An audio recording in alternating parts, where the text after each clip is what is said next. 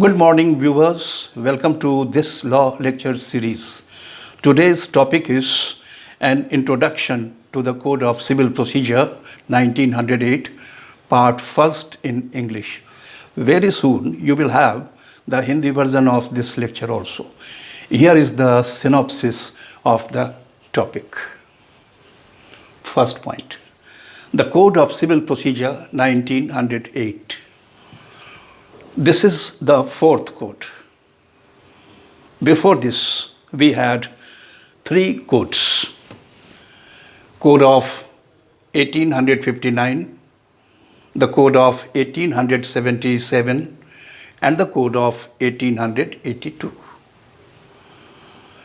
Before 1859, there was no uniform civil procedural law in British India. The second law commission under the chairmanship of Sir John Romilly was entrusted with the job of framing a code of civil procedure for the whole of the British India.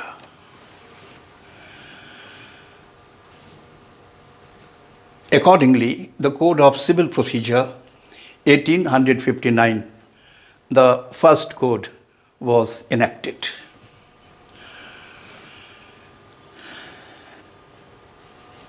Thereafter, certain anomalies and certain difficulties in application of the code were felt.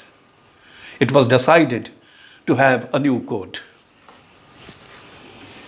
The second code, the Code of Civil Procedure 1877, was enacted. The second code of 1877 derived help from the English Judicature Acts and also from the New York Code. The Code of 1877 was a considerable improvement, but still it was felt in latter years that a new code is desired. Accordingly, the third code, the Code of Civil Procedure 1882, was enacted. This enactment was necessitated because of conflicting decisions by various high courts. Practical experience felt in the application of the code and advanced professional opinion. The third code was very effective, very comprehensive. But in due course of time, it was felt that let there be a fourth code. So the present code, the Code of Civil Procedure 1908, the fourth code, was enacted. Look here, the present code. The Code of Civil Procedure 1908. This is the fourth code, and it is still in existence, still in application. You see, its Act number is 5 of 1908. It received the assent of the then Governor General on 21st of March 1908, and it was brought into force with effect from 1st January 1909. So this code has come into force with effect from 1st January 1909. Its Act number is 5 of 1908. This is a code. The question is, what does code mean?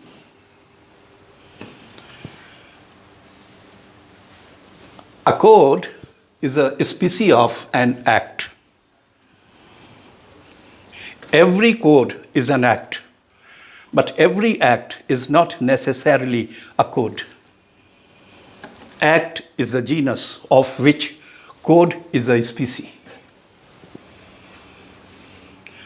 Code is a complete statement of law. A code is a complete statement of law on a specific subject. On a certain specific subject, it is the complete statement of law. It collects existing law on the subject, plus certain new additions and modifications.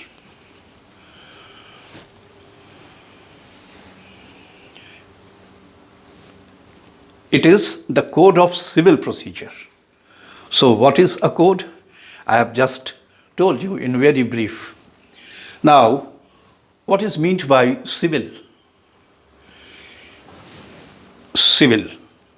In Hindi, it is called Diwani or Vyavhar. Civil is something which is not criminal. Civil means something that is not criminal. Civil pertains to private rights of citizens. It pertains to the private remedies of the citizens, and it pertains personal obligations of the citizens. Civil suggests something pertaining to property, something pertaining to status of the parties, and something which relates to posts held by parties or a party.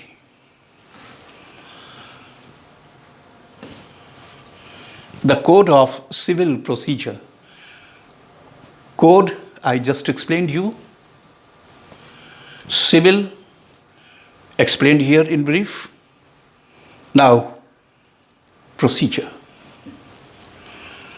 What does procedure means? Procedure means method, manner, mechanism, a system,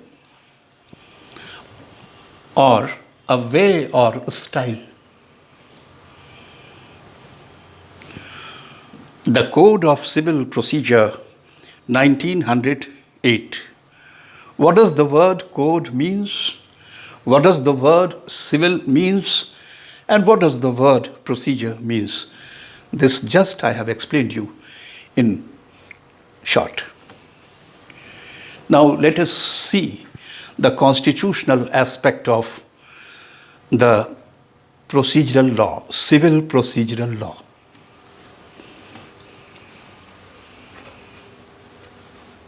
Our constitution have a 7th schedule.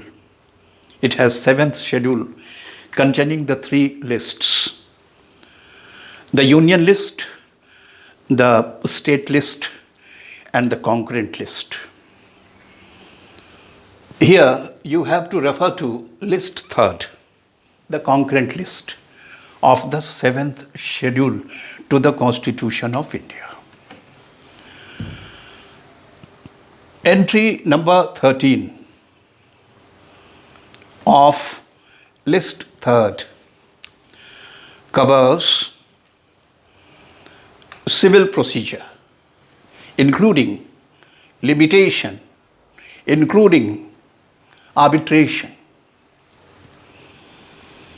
Since the matters relating to procedure, including limitation and arbitration, is a matter in the concurrent list, the Union Parliament and the state legislatures both are competent to make laws, procedural laws, civil procedure law. Article 246, Clause 2. It confers legislative powers in regard to list 3rd, concurrent list. The Union Parliament and the state legislatures both can make laws on any of the matters enumerated in list third, that is the concurrent list. Entry 13 of the concurrent list relates to civil procedure, including limitation and arbitration. So civil procedure law may be enacted by the Union Parliament as well as by the state legislatures. Both are competent to legislate. Article 246, Clause 3, Entry 13 of the concurrent list. Now, the jurisprudential basis of procedural law. Here is a Latin maxim, ubi jus, ibi remedium. Ubi jus, ibi remedium. Where there is a right, there is a remedy. If I have a remedy that presuggests that I have some right, everyone having a right must have a remedy to enforce that right. All the substantive rights, civil substantive rights, are enforced through civil procedural law. So procedural law are remedial in nature. Ubi jus, ibi remedium. Where there is a right, there is a remedy. This is the basis of all procedural laws. Look here, this leading case, Ashby versus White, 1703. This is a landmark decision by the learned Chief Justice Holt. Chief Justice Holt in Ashby versus White declared that if I have a right, if a person has a right, necessarily he must have a remedy to enjoy that right. In case the right is violated, he must be a remedy. So procedural laws are remedial. The last point, the substantive laws, whether it is civil or criminal, the substantive law, whether it is civil or criminal, comes into operation through respective procedural law.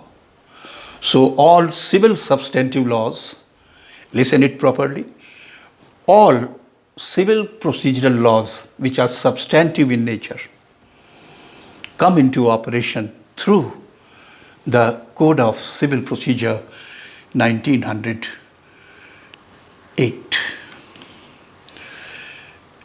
In video number 45 and also video number 44, I have discussed substantive law and procedural law. Any student desirous of learning procedural law must first go through those two videos. That's my recommendation to you. This is all for today. Thank you.